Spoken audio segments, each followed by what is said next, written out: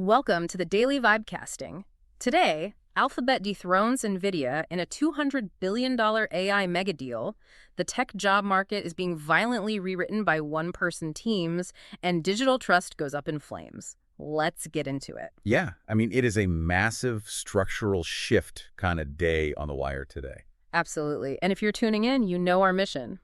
We are here to cut through the noise of the raw wire. We're synthesizing today's most critical market shifts and culture shocks to find out, not just what is happening, but who is winning, who is losing, and exactly where the market is moving next. Right. So we have to start with an absolute earthquake in AI infrastructure. If you look at the breakdown that the Handel and Midas Investing just dropped, it frankly rewrites the entire corporate hierarchy. Oh, completely. Anthropic has just committed to spending $200 billion on Google Cloud and Google's custom chips. And that's over the next 5 years. Let me repeat that number for you. $200 billion. Oh. Yeah. And because of that single commitment, Alphabet has officially overtaken NVIDIA as the most valuable company on planet Earth. Which is just a staggering reallocation of global capital. When you see numbers of that magnitude, you really have to look past the headline and examine the second-order effects. Right. Who actually benefits here? Exactly. And the most telling reaction to this news wasn't, a complex financial breakdown. It was a viral reply from Call Investor. It's just a GIF. No text, just a GIF of Smaug the dragon from The Hobbit waking up and rising from this absolute mountain of gold. That is painfully accurate. It perfectly encapsulates the deep unease in the market right now. Because you have to ask, is Google becoming an unassailable monopoly, just hoarding all the foundational AI wealth? Yeah, it's a valid fear. Because if one single company essentially owns the foundational compute for the most advanced AI lab in the world, well, who gets regulated here? Do regulators go after the lab making the models, or the cloud provider holding the literal keys to the kingdom? Wait, I have to play devil's advocate here, though. Google is taking on an immense amount of financial risk to build out these data centers. Are we really going to penalize them for being the only ones with the capital and, frankly, the guts to build the infrastructure that making these models requires? Well, it's not about penalizing them. It's about structural dependency. Yeah. When the entire ecosystem relies on one landlord, the landlord dictates the terms of innovation. That makes sense. And it's fascinating that companies are willing to go to such extremes to secure this hardware because that demand for compute is bleeding out of the traditional server farms and literally spilling into the physical world. Yeah, the residential stuff. Exactly. If you think this is just a cloud computing story happening in a warehouse in Nevada, it's not. Look at the logistics that X6M just reported on. NVIDIA and the massive home builder Polta Group are partnering with a startup called Span. Right.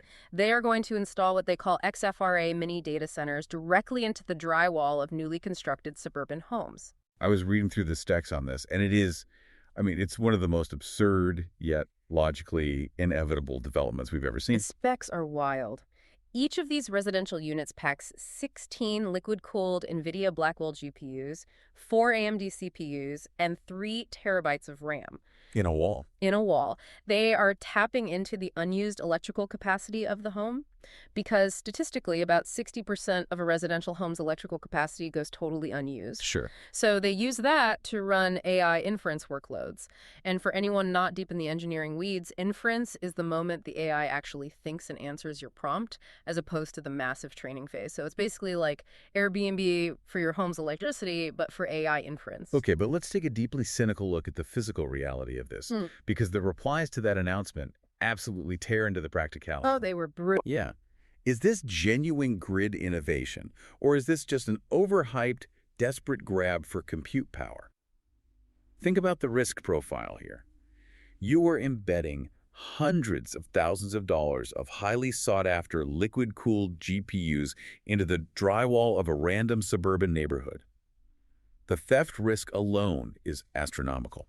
Wait, you think people would literally be ripping down walls to get to these chips? If you put $250,000 of untraceable hardware behind a half-inch of gypsum board, yes, people will bring a sledgehammer. That's a fair point. But beyond the security, think about the physical reality of running server-grade hardware in a house, the acoustic noise of those liquid cooling systems, the sheer volume of heat generated. Like having a jet engine in the living room. Exactly. Imagine running 3 industrial space heaters, 247 in your living room.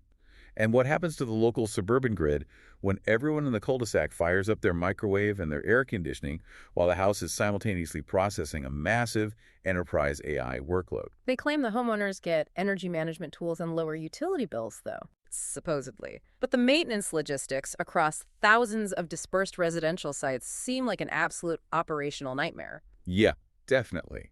But the dark side of funding that multi-billion-dollar hardware habit and ripping open drywall to do it is where they are finding the budget. Right. It's coming directly out of the human payroll. There's a very grim through line connecting these server racks to the vanishing tech job market. Absolutely. Look at the internal memo from Salesforce that Unusual Whales managed to surface. CEO Mark Benioff just flat out stated, "I'm not hiring any more engineers in fiscal year 2026. And the justification he uses is incredibly telling for the broader market. He claims AI coding agents have boosted productivity for his existing 15,000 engineers by over 30%. So instead of hiring more engineers, they are expanding their sales staff by 20%. Yep, and bringing in 1,000 new grads specifically tailored to develop AI systems. But if you dig into the context and the chatter from actual developers, the narrative starts to fracture immediately. Yeah, if you're a developer listening to this, you know people are not buying the AI efficiency excuse wholesale. Not at all. Okay. Users are actively pointing out that Salesforce still has active traditional engineering job listings on their site. They are just relocated. Interesting. Yeah, which raises a massive question for the entire industry. Is this truly an AI-driven efficiency miracle? Or are companies using AI productivity as a convenient, investor-friendly smokescreen to offshore engineering jobs to cheaper labor markets? Just to aggressively pad their margins. Exactly. We've seen this exact playbook before. You blame the algorithm so you don't have to blame management. Let's push on that, though. Whether it's a smokescreen for offshoring or actual AI replacement, the ripple effect on the ground is brutally real. Oh, for sure. If you want a terrifying look at what the new corporate hierarchy looks like, Greg Eisenberg mapped it out today. Coinbase isn't just laying off 700 people. They are actively replacing them by testing what they call one-person teams plus AI agents. A one-person team covering engineering, design, and product. It's an oxymoron that is rapidly becoming a business standard. But wait, how does a one-person team actually function in reality? I mean, even if an AI agent is writing the boilerplate code, a human still has to QA it, manage the product roadmap, debug the edge cases at 3 a.m., and deploy it safely. Right. Is this an actual sustainable business model or just a desperate buzzword to appease shareholders this quarter? Well, management doesn't care about the 3 a.m. edge cases right now. They care about the margin. And it is becoming systemic.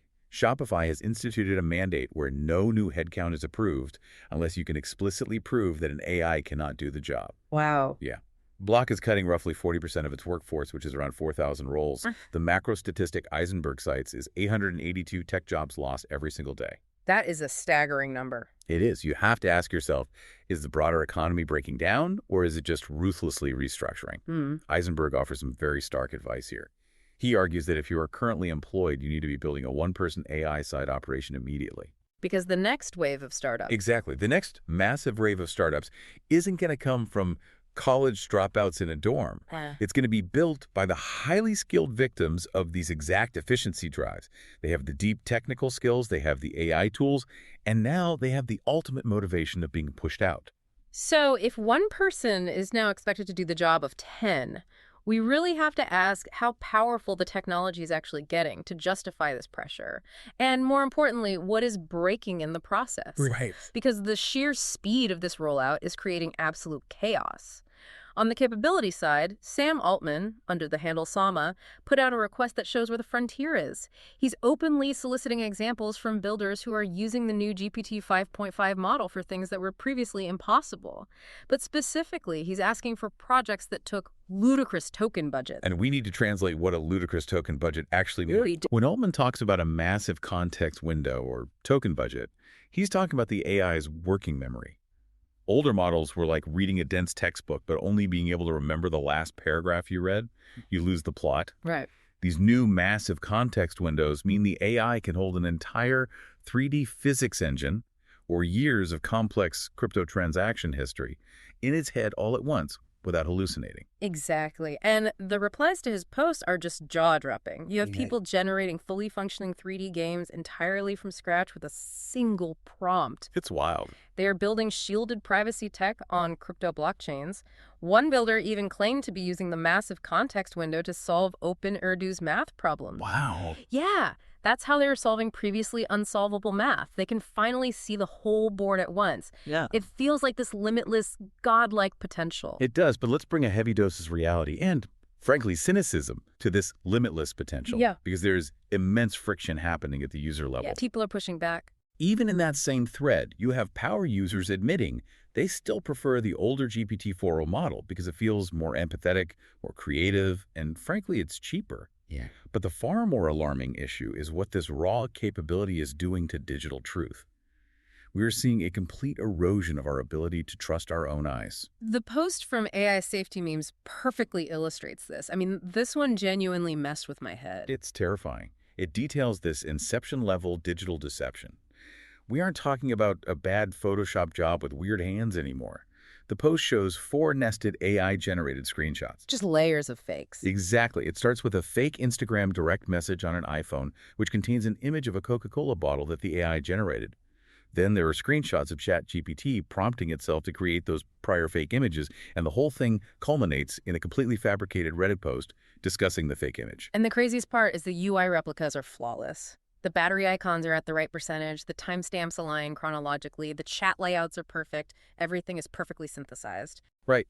If you are listening to this, ask yourself, if we can no longer trust screenshots, which have been the basic currency of digital proof for a decade, Right. how does the digital economy even function? It's a complete collapse of digital trust. And the crazy thing is that collapse is bleeding from these abstract AI models right into basic consumer technology. Oh, absolutely. Look at corporate accountability. Apple is currently paying out a $250 million class action settlement for false advertising, as tracked by AppleTrack.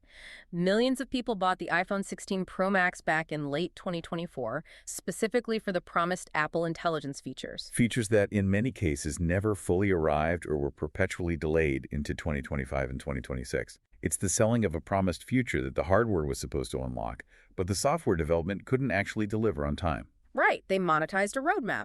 People paid a premium for a ghost. And if you want to talk about the basic plumbing of the internet failing while we chase these godlike AI models, look at the security nightmare highlighted by InCyber Digest. The edge vulnerability. Yes. There's a flaw in Microsoft Edge right now where literally anyone can open the browser, flip over to the Windows Task Manager, run a memory dump, and extract clear text user credentials. And just to be crystal clear on how bad that is, think of your browser's memory like a restaurant kitchen. The Task Manager vulnerability means that instead of a hacker having to break through the locked front door and crack a safe, they can just walk into the alley, open the kitchen window, and grab the recipe book. Your password. Your password sitting on the counter in plain, unencrypted text. Yeah. And the most baffling part of that story is that Microsoft is reportedly calling this intended behavior. It's an open concept kitchen, not a security flaw. That is a perfect way to describe it. It's a profound misalignment of priorities. You have tech giants pouring hundreds of billions into AI infrastructure that can solve unsolvable math problems, yet basic browser security and consumer protection are entirely collapsing. We are building a penthouse on top of a foundation that is actively crumbling. Which brings us to how actual humans are processing all of this.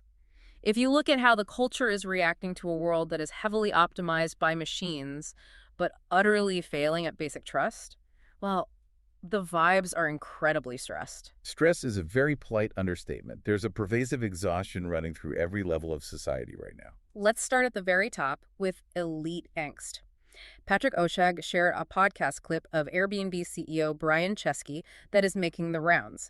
Chesky's talking about the day after Airbnb went public with a $100 billion valuation. Right. And for any founder listening, you'd think that would be the absolute peak of human achievement. Instead, Chesky admits it was the saddest day of his life. He described the external validation as a cup with a hole in the bottom. Yeah. You pour all this adulation, all this optimized financial success into it, and it just drains out instantly. It's a striking admission. It is. He argues that founders have to prioritize intrinsic motivation, creating what they actually love and care about, because chasing the optimization of status or valuation leaves you entirely empty. But I want to contrast that billionaire angst with the raw, everyday hustle of trying to survive, because that's where the real friction is. Yeah. There's a viral clip shared by the Handle Jack of Kevin Hart. Hart is reflecting on his SAT scores. He got a 585. And he explicitly says he got that score by just guessing ABA all the way down the test sheet because there was a class trip that same day and he didn't care. He just wanted to leave the room. But what's fascinating here is the realization that followed that moment. He talks about the visceral feeling when his friends moved on to universities while he was left behind at community college. That fear of being left behind fueled this relentless, almost manic drive to succeed. Right. It proves a crucial point about the current landscape. Human intrinsic motivation, or even the raw fear of failure, still matters far more than perfectly optimized outputs. And AI might give you the perfect SAT score in 3 seconds, but it cannot replicate the hunger that comes from hitting rock bottom. And that hunger, that frustration, is boiling over in everyday consumer life. People are tired of being optimized out of a fair deal. The Chipotle backlash isn't just about rice and beans. It's a perfect encapsulation of algorithmic exhaustion. Look at the data from Calci. The CEO of Chipotle literally went on the record to say that if customers want more food in their burrito bowls, they should just ask for it. Which is an incredible piece of corporate gaslighting, especially considering the massive social media backlash they face over systematically shrinking portion sizes. Oh, absolutely. The burrito bowl has basically become a proxy for the social contract. And the replies to that post are vicious. The consensus is immediate. You don't just ask for it, you have to pay for it. Yeah, extra meat is extra money. Exactly. Consumers feel that every single transaction is now optimized against them by a machine or an algorithm, so when a CEO tells them to just ask for the baseline value they already paid for, it breaks the last shred of patience they have. And that toxicity, that constant friction, it's taking over the platforms themselves. Ice-T, under his handle Final Level, posted that X should just be renamed to hate because of the sheer vitriol on the platform right now. Though we have to note the deep irony that the reply is immediately flagged. You have a platform built on algorithmic amplification of conflict, and the users aren't letting celebrity hypocrisy slide for a second. No, they are not. They immediately flooded his replies, pointing out his past provocative persona, specifically the 1992 track Cop Killer. It's this Ouroboros of anger. Everyone is mad at the system, and they use the system's own algorithmic tools to attack each other. It really is an endless loop. But I want to end the culture discussion with something a bit lighter, though maybe a little dystopian when you think about it. Max Sparrow posted about a subreddit called Our Texting Theory. It is wild. People are uploading screenshots of their casual, flirtatious text messages, and the community is annotating them like grandmaster chess matches. Right, they're literally using the chess engine Stockfish to add evaluation emojis to human flirtation. Yes. Someone replies to a pun about the juice aisle in a grocery store, and the community mathematically labels it a missed win with a dubious move emoji. That's amazing. It's hilarious, but it makes you ask, have we become so rewired by AI and this constant push for optimization that we are now treating messy human romance as a calculable strategy game? It perfectly encapsulates the era we are living in. We are desperately trying to apply algorithmic certainty to human vulnerability. If we connect this to the bigger picture of everything we've discussed today, from $200 billion infrastructure deals to fake digital realities and algorithmic burrito bowls, I think there's a very clear prediction for tomorrow. Let's hear it. As AI completely eats the corporate org chart and as deepfakes and nested screenshots obliterate our trust in digital media, the most valuable premium asset in the future won't be compute power. It won't be massive token budgets or liquid-cooled GPUs in your drywall. Right. It will be verified, unoptimizable human connection. The messy things that cannot be scaled by a machine. That is the ultimate premium. So I want to leave you with a final thought to mull over as you go about your day. If the biggest companies in the world are firing their engineers to replace them with agents and literally stuffing supercomputers into the walls of suburban living rooms to power it all, are you building your one-person lifeboat yet? Or are you still trusting the old system to keep you afloat? A structural question everyone needs to be asking themselves right now. Absolutely. Thank you for tuning in. Keep your eyes open, stay vigilant out there in the markets, and we'll catch you on the next deep dive.